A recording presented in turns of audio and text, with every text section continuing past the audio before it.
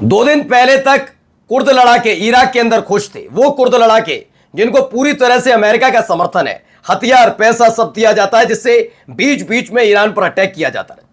वो बात अलग है कि पिछले कुछ दिनों से ईरान इराक के अंदर इन कुर्द लड़ाकों पर लगातार अटैक कर रहा था, लेकिन जिस तरह से अमेरिका और सऊदी अरब ने मिलकर इन कुर्द लड़ाकों के विपरीत खड़े, यानी कि ईरान के समर्थित मिलिशिया इन लड़ाका संगठन पर अटैक किया, उसके बाद ये खुश नजर आ रहे थे। लेकिन 48 घंटे के भीतर इराक में ताबड़तोड़ हमले हुए, अमेरिका थर्रा गया, सऊदी अरब की सांसें अटकने लगी, क्योंकि इराक में कुर्द लड़ाकों को घुसकर बेरहमी से उनके एक अड्डे को उड़ा दिया गया है। जिसके बाद सऊदी अरब कह रहा है, अमेरिका से फोन मिलाया ट्रंप को, खबर है कि भाई अब ईरान पर किसी भी तरह का हमला मत करिए। इसके फौरन बाद ही इसी का बहाना लेके ट्रंप ने भी ऐलान कर दिया कि हम चाहेंगे कि किसी भी तरह का अटैक अब ईरान पर नहीं होगा। यह बात ट्रंप की तरफ से कही जा रही है कि हम कोई अटैक ईरान पर नहीं करने जा रहे, क्योंकि खाड़ी देश ये सब कह रहे हैं। क्या तो बहुत दिनों से रहे, तो कर क्या लिया? सवाल यह है। तो इराक पर अटैक, सरेंडर ट्रंप का, सऊदी अरब के होश उड़ जाना है तो दिखाऊंगा ही।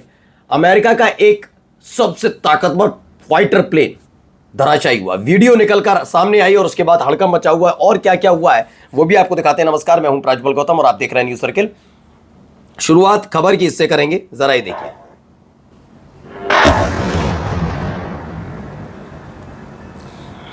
अटैक दर अटैक की ये तस्वीर।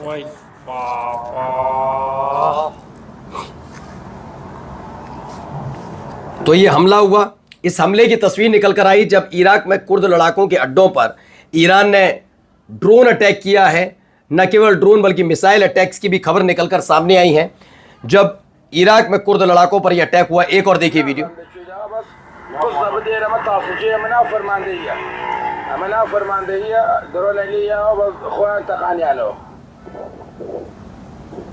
देखते चलिएगा, यह बड़े हमले की तस्वीर है।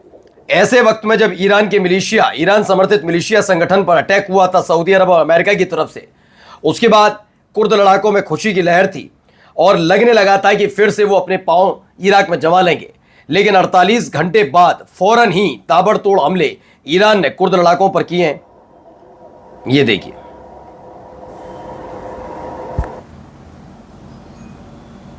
ये एक वीडियो भी निकलकर सामने आई। ये देखिए, ये हमले की तस्वीर है, वीडियोस हैं, किस तरह से अटैक हुआ उसकी चौथी वीडियो भी आपको दिखाते हैं। पहले ये देखिए, कई फीट ऊपर तक उठता हुआ धुआं, नीचे आग का गुबार। इराक के अंदर बना हुआ ये कुर्द लड़ाकों का वो अड्डा है जहां से कई दफ़ा ईरान पर अटैक किए गए थे। ईरान के इलाकों में, कई इलाकों में अटैक हो चुके हैं। उसी को लेकर ये टारगेट किया गया और टारगेट हिट भी हुआ है। अमेरिका इसलिए भी परेशान है क्योंकि ये वही इराक है जहां से अमेरिकी सैनिकों को खदेड़ दिया गया है। अब इन्हीं प्रॉक्सी यानी कि कुर्द लड़ाकों के दम पर वो लगातार अपनी पकड़ इराक के अंदर बनाए रखना चाहता था, लेकिन अब पांव तंबू बंबू सब उखाड़ दिया। Iran has begun drone strikes on the Kurdish group in the Irbil and Sulaymaniyah Iraq. दोनों जगह बड़े अटैक हुए हैं। एक और जगह से खबर निकल कर आई है, अब ये हमला है, ये दुर्घटना है, पता नहीं, लेकिन इराक से ही खबर निकली। देखिए वीडियो, ये वीडियो देखिए, ये धुआं उठता हुआ नजर आया। इराक से निकली हुई एक खबर है। खास तौर पर यह बुरी खबर अमेरिका के लिए भी। इराक के इरबिल प्रांत स्थित एक तेल रिफाइनरी में भीषण आग लग गई।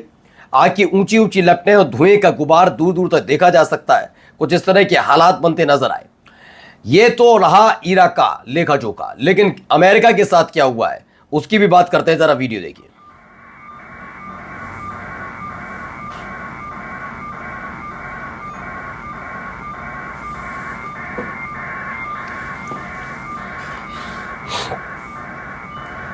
देख रहे हैं,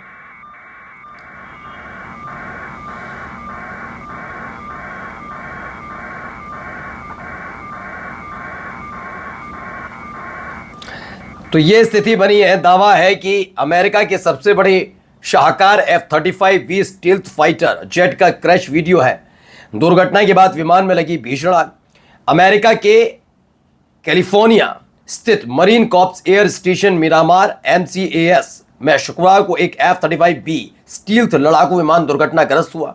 हादसे के बाद विमान में भीषण आग लग गई और आसमान में धुएं का बड़ा गुबार दिखाई दिया। दुर्घटना से पहले पायलट ने सुरक्षित एग्जिट कर लिया। उसे उपचार के लिए स्थानीय चिकित्सालय केंद्र ले जाया गया। फिलहाल दुर्घटना के कारणों का पता नहीं चल सका है। मामले की जांच शुरू कर दी गई है। खैर, ये निकलकर भी सामने आ रहा है। आगे देखिए, जैसी ये खबरें निकलकर सामने आई कि दो बड़ी घटनाएं घटी हैं। एक तो इराक में अमेरिका समर्थित लड़ाका संगठन जिन्हें कुर्द इलाके कहा जाता है, उनके अड्डों पर बड़े अटैक हुए हैं, और दूसरी तरफ अमेरिका का एक फाइटर जेट गिर गया।